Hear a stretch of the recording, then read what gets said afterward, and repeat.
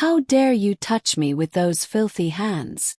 Isabella screamed, twisting Rosa's arm until she cried out in pain. The other guests froze.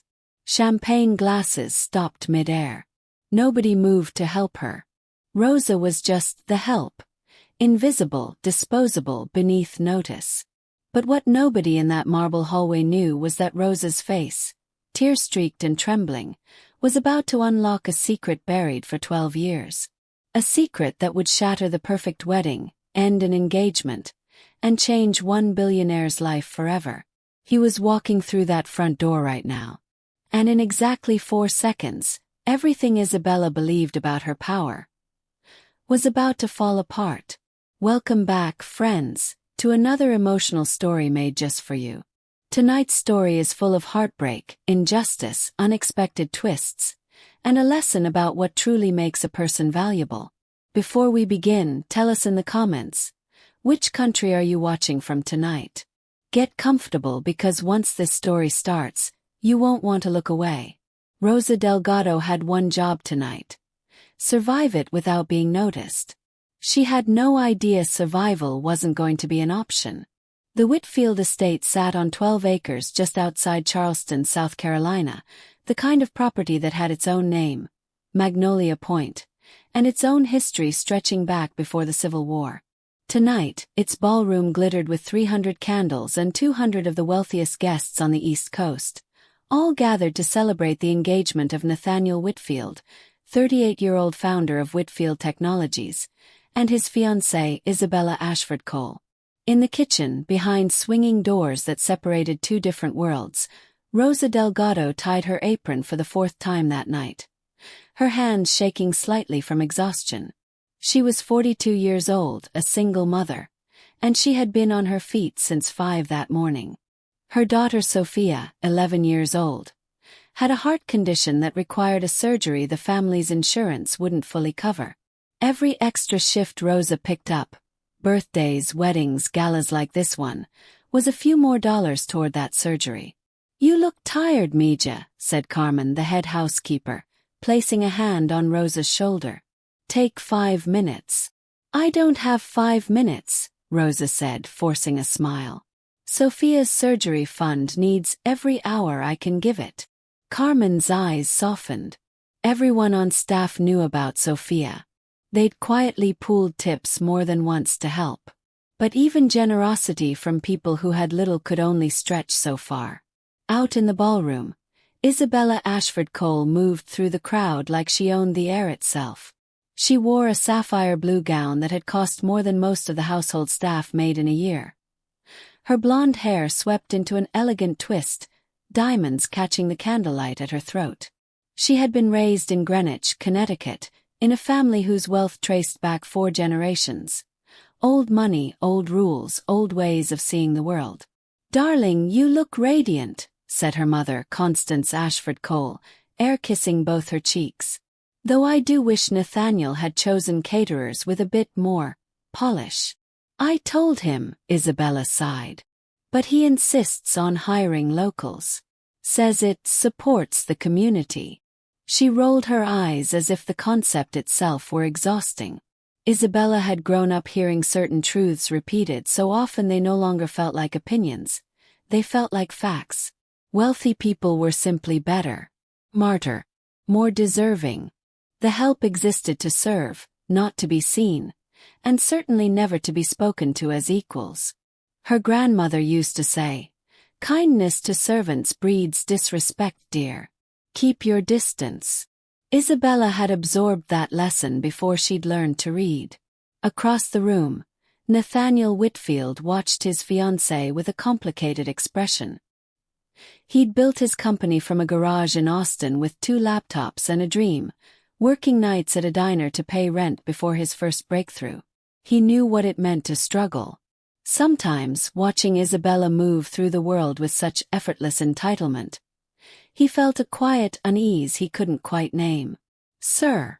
A young waiter approached, tray in hand. "Champagne."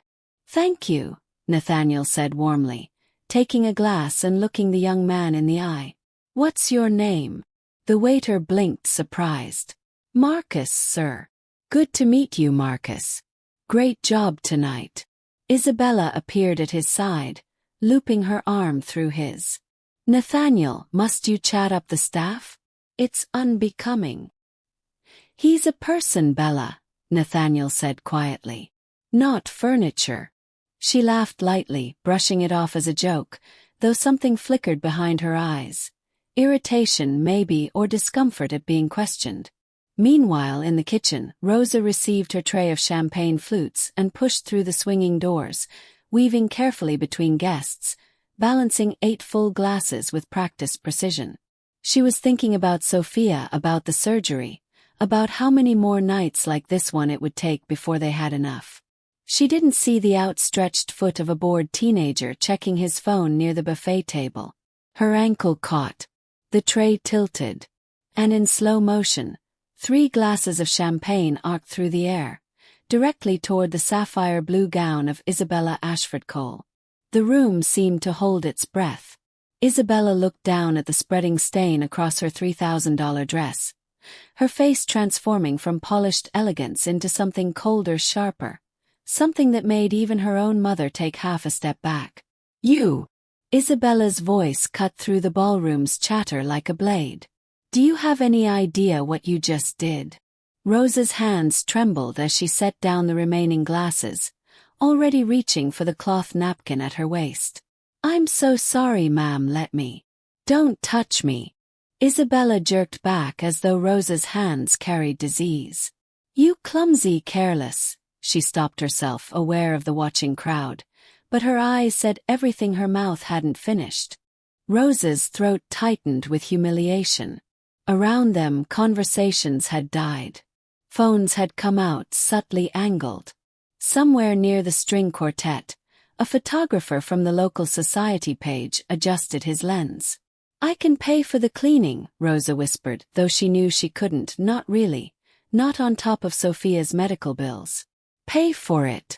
Isabella's laugh was sharp and humorless. This gown cost more than you'll make in your entire pathetic life. The words landed like a slap. Somewhere across the ballroom, unnoticed, Nathaniel Whitfield had just walked through the front entrance after taking an urgent phone call outside, and he was about to hear exactly what his fiancée thought of the people who kept his home running. Rosa had absorbed insults before, but nothing had prepared her for what Isabella would do next, or for who would be watching. The ballroom's chatter resumed in nervous fragments as Isabella stepped back from the stain on her dress, chest heaving with anger. Rosa stood frozen, napkin still extended uselessly in her hand, painfully aware of every eye that had turned toward her.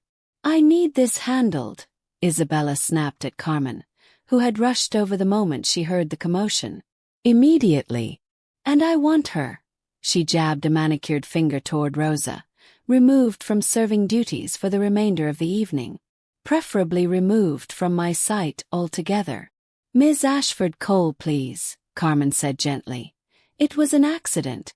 Marcus tripped her, we all saw. I don't care whose fault it was. Isabella's voice rose. I care that my gown is ruined, and this woman is standing here dripping apologies I don't have time for. Rosa felt heat rush to her face. Not just embarrassment now, but something deeper, older. She thought of her mother, who had cleaned houses in San Antonio for 30 years and taught Rosa that dignity wasn't something anyone could hand you or take away, no matter how they spoke to you. She held on to that lesson now like a lifeline. I'll go change and be right back to help clean up, Rosa said quietly, keeping her voice steady even as her hands shook. You'll go change into your uniform and stay in the kitchen where you belong, Isabella corrected coldly. That's what you're here for. Constance Ashford Cole, watching from a few feet away, gave a small approving nod, as though her daughter had simply stated an obvious truth. Some people need reminding of their place, darling, she murmured. It's not cruelty. It's clarity. It was, in its own quiet way, one of the saddest lines in the whole evening, a mother teaching her daughter once again that human worth could be measured in thread counts and zip codes. Rosa turned to leave, but as she stepped back, her foot caught the hem of the tablecloth, and she stumbled slightly, bumping the edge of the dessert table. A small crystal bowl of raspberry coulis wobbled and splashed across the marble floor, a few drops landing on the toe of Isabella's silver heel. That was the moment something in Isabella seemed to snap entirely. "Are you doing this on purpose?" she hissed, closing the distance between them in 3 sharp steps. Before Rosa could answer, before anyone could react, Isabella's hand shot out and gripped Rosa's forearm, hard fingers digging into skin, twisting as she yanked Rosa toward her. "How dare you touch anything else in this house tonight?" Isabella's voice cracked through the ballroom, no longer controlled, no longer polished. "Do you understand who I am? Who my family is?" "You're hurting me," Rosa gasped, trying to pull free, tears springing to her eyes, not just from the physical pain, but from the crushing weight of being treated as less than human in front of 200 strangers.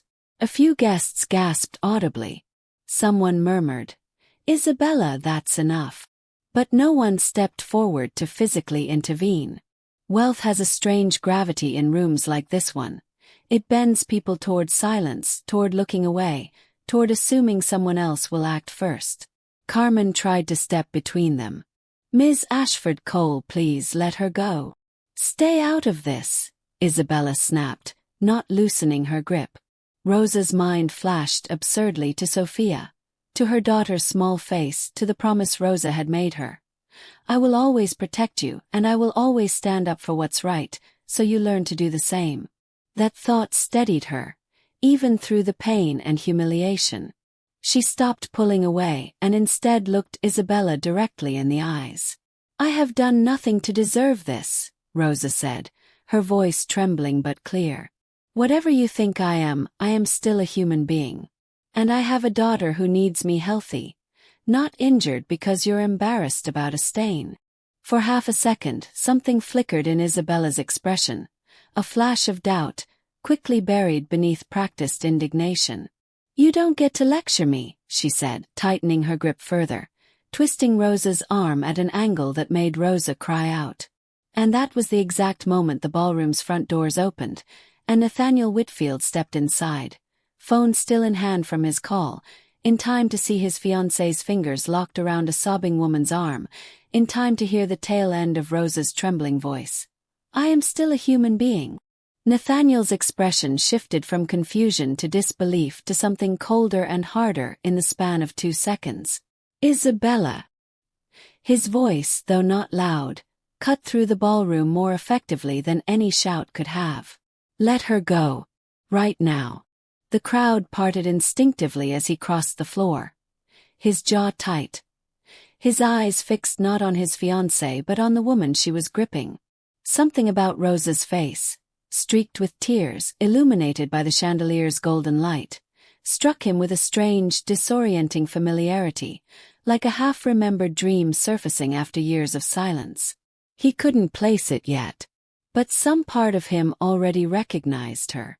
Isabella released Rosa's arm as though it had suddenly burned her, stepping back with wide eyes, aware for the first time that the entire room, and her fiancé, had witnessed exactly who she was when she thought no one important was watching.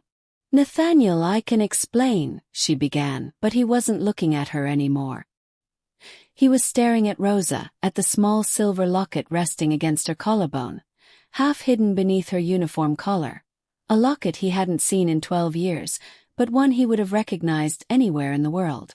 Nathaniel had spent 12 years searching for a woman he'd never learned the name of. He was staring right at her.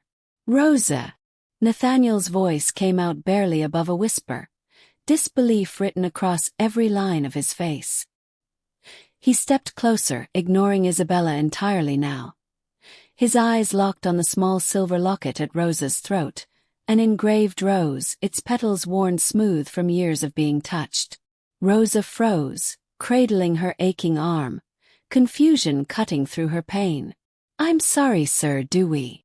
"That locket," Nathaniel said, his voice unsteady. "Where did you get that locket?" Rosa's hand instinctively rose to touch it, an old and familiar gesture. "It was given to me, a long time ago, by a woman I cared for during her final months." She had no family left to sit with her, so I stayed. She gave me this the night before she passed and told me to remember her by it. Rosa's eyes glistened. She never told me her full name. Margaret. The ballroom had gone utterly silent. Even Isabella, still frozen a few feet away, seemed to understand something enormous was unfolding, something that had nothing to do with spilled champagne or ruined dresses. Nathaniel's breath caught. "Margaret Whitfield," he said quietly. "My mother." Rosa's hand flew to her mouth. 12 years collapsed into a single moment as the pieces assembled themselves in her memory. The private hospice room in Savannah, the gentle, dying woman with silver hair who spoke of a son too consumed by building his company to know how sick she truly was, who had begged the hospice not to tell him until it was too late because she didn't want to interrupt his dream. Rosa remembered holding that woman's hand through her final nights, reading to her, singing the same lullabies Rosa now sang to Sophia. "You're her son," Rosa breathed. "Nathaniel. She talked about you every single day. She was so proud of you. She kept newspaper clippings about your company under her pillow." Tears filled Nathaniel's eyes, 12 years of grief and guilt rising to the surface all at once. When his mother died, he'd been in the middle of a funding crisis that nearly destroyed his company, working 18-hour days, oblivious to how sick she'd truly become until a phone call came too late for him to say goodbye. He'd arrived at the hospice only to learn his mother had passed hours earlier, cared for in her final days by a stranger whose name the overwhelmed staff hadn't recorded correctly, who had left before he arrived, leaving behind only a note. She was loved. She was never alone. He had searched for that woman for years, hired investigators, contacted hospice records, nursing agencies, anyone who might know who R was. Every trail had gone cold. He'd eventually accepted he might never find her, never properly thank the person who had given his mother comfort and dignity in her final hours when he could not. And she had been serving champagne in his own home for the past 8 months. "You've worked events here before," Nathaniel said slowly, the realization crashing over him. "How did I never?" "I keep to the kitchen, sir," Rosa said softly. "I never thought. I didn't know this was your house until my first shift here, and by then I didn't think it was my place to say anything. What would I even say? I held your mother's hand while she died. It felt like it wasn't mine to bring up." Nathaniel let out a broken laugh, equal parts grief and disbelieving joy, and before anyone could react, he pulled Rosa into a fierce, grateful embrace, careful of her injured arm. "Thank you," he said, his voice cracking. "Thank you for not letting her die alone. Thank you for loving her when I couldn't be there. Do you have any idea what that note meant to me? I've carried it in my wallet for 12 years. Rosa wept openly now, the dam of exhaustion and humiliation and shock finally breaking. "She was easy to love," Rosa whispered. "She talked about you like you hung the moon." Isabella stood a few feet away, forgotten, her ruined dress and wounded pride suddenly irrelevant against the enormity of what she'd just witnessed. The maid she had grabbed by the arm and called pathetic in front of 200 guests was the same woman who had sat with her fiancé's dying mother when his own family had failed to be there. The woman she'd humiliated had given Nathaniel's family more compassion in her mother's final week than Isabella's entire lineage of old money values ever seemed to produce. "Nathaniel," Isabella said, her voice small for the first time all evening. "I didn't know. I would never have." He turned to look at her then, and something in his expression made her stop mid-sentence. It wasn't fury. It was worse. It was the look of a man seeing someone clearly for the very first time. "You didn't need to know who she was to be kind to her, Isabella," he said quietly. "That's the entire point. What would you do if you were in his place?"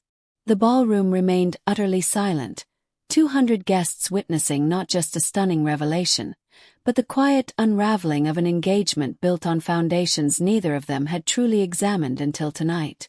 Isabella had spent her whole life believing wealth made her untouchable. She was about to learn exactly how wrong she was. The days following the gala moved like a slow, painful unraveling for Isabella Ashford Cole. The story hadn't stayed contained within the marble walls of Magnolia Point. Someone's phone footage of the confrontation, and of Nathaniel's emotional embrace with Rosa afterward, had made its way online within hours. By morning it had over 4 million views. By that evening it was on 3 different morning shows. The caption that spread fastest read, "Billionaire's fiancé humiliates Maid. Turns out she cared for his dying mother." Isabella's phone buzzed relentlessly with messages from her mortified mother, from society friends suddenly distancing themselves, from PR consultants offering crisis management for a fee. She sat alone in the guest suite of Magnolia Point, mascara streaked down her face, watching herself on video screaming at a woman whose only crime was tripping while carrying a tray. "I don't even recognize myself," she whispered to no one. Nathaniel found her there an hour later, having spent the morning at Rosa's small apartment, quietly arranging for Sophia's cardiac surgery to be fully covered, no strings attached, presented not as charity but as long overdue gratitude. He'd also spoken with a lawyer about setting up a scholarship fund in his mother's name for children of hospice caregivers. A small, permanent thank you to people like Rosa who did difficult, invisible work with more compassion than most of the wealthy world ever showed. "We need to talk," Nathaniel said, standing in the doorway. Isabella looked up, red-eyed. "I know what you're going to say." "Do you?" He sat across from her, his voice steady but not unkind. "Because I don't think I fully understood it myself until last night. I've spent 12 years telling myself I loved you despite the way you treated people who serve us. I told myself it was just how you were raised, that you'd grow out of it, that underneath it you were kind." He paused.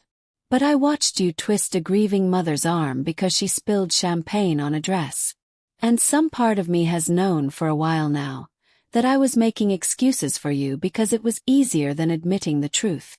"I can change," Isabella said, her voice breaking. "Nathaniel, please. I know how I was raised was wrong. I've never had to think about it before. Nobody ever made me think about it." "That's exactly the problem," Nathaniel said gently. "You've never had to think about it because the world has spent 29 years telling you that you didn't need to. That people like Rosa exist to serve you, not to be considered. I can't fix that for you. Only you can decide whether you want to actually change, or whether you just don't like getting caught." Isabella flinched at the accuracy of it. She thought of every maid she'd snapped at, every waiter she'd ignored, every worker whose name she'd never once bothered to learn. Not out of malice exactly, but out of a lifetime of never being taught they mattered enough to know. She thought of her grandmother's voice. "Kindness to servants breeds disrespect." She had believed that her entire life without ever once questioning it. "I want to meet her," Isabella said suddenly. "Rosa, I want to apologize. Properly. Not for the cameras. For real." Nathaniel studied her for a long moment. "That's up to you. But know this. An apology doesn't erase what she felt in that moment. It won't undo the humiliation. It's not about being forgiven. It's about becoming someone who wouldn't do it again." Meanwhile, across town, Rosa sat at Sophia's bedside in the hospital, watching her daughter sleep peacefully for the first time in months, no longer worried about a surgery cost weighing over the family like a storm cloud.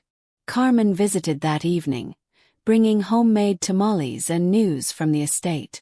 "They're saying on the news you're some kind of hero," Carmen said, settling into the chair beside Rosa. "I didn't do anything heroic," Rosa said quietly. "I just sat with a dying woman because nobody else would." "That's exactly what makes it heroic, Mija," Carmen said, squeezing her hand. "The world doesn't reward the loud ones nearly as often as the ones who show up quietly." Rosa's phone buzzed. A text from an unknown number. "This is Isabella Ashford Cole. I don't expect you to answer or forgive me. I just need you to know I am deeply, truly sorry, and I would like the chance to apologize to your face if you'll allow it." No cameras. No performance. Just me. Rosa stared at the message for a long time, Sophia's soft breathing filling the quiet hospital room. 12 hours ago, this woman had gripped her arm hard enough to leave bruises and called her pathetic in front of 200 people.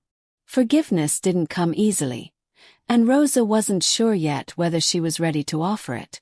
But she thought of Margaret Whitfield in her final days, weak and frightened, and the words she used to say to Rosa when the pain was worst.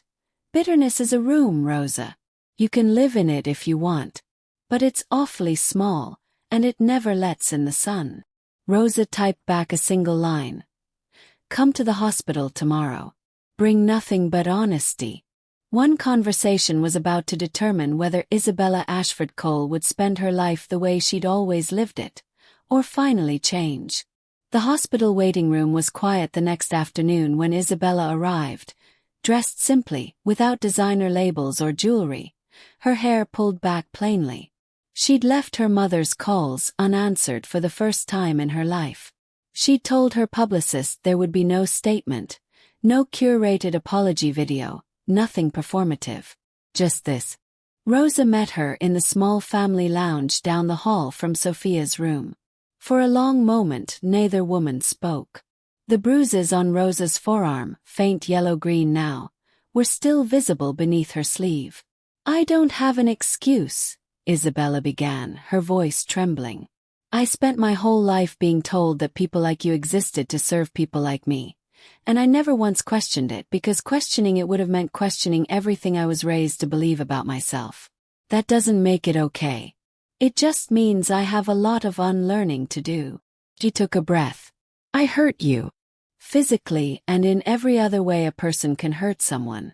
I am ashamed of who I was in that ballroom. I don't expect forgiveness. I just needed you to hear that I know exactly what I did. And I'm not going to pretend it was anything less than cruel. Rosa studied her for a long moment. The raw honesty in Isabella's voice was different from anything she'd expected. Do you know what hurt the most? Rosa said quietly. It wasn't my arm. It was that you looked at me and saw nothing. Not a person. Not a mother. Not someone who'd had a full life before I ever stepped into your ballroom. You saw a uniform and that was all.